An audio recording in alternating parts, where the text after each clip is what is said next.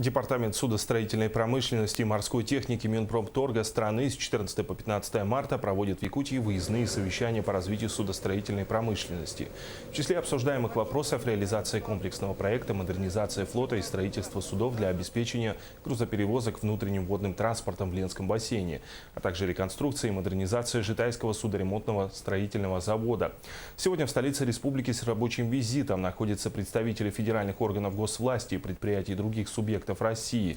Они посетили Житайский судоремонтный завод. Напомним, средний возраст судов, работающих в Ленском бассейне, превышает 33 года. В связи с этим по инициативе гендиректора Ленского объединенного речного пароходства Сергея Ларионова был разработан проект модернизации флота, где отдельным пунктом предусмотрена модернизация Житайской базы технической эксплуатации флота.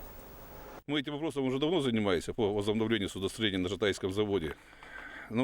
Как-то раньше в Москве не находили понимания этого вопроса. Сейчас действительно этот вопрос назрел. И он назрел не только у нас в бассейне нашей республики, но и по всей стране, будем так говорить. Эта проблема, обострилась. Вот. Мы сделали бизнес-план, финансовую модель для того, чтобы представить эти документы в Фонд развития Дальнего Востока, чтобы войти в федеральную программу судостроения.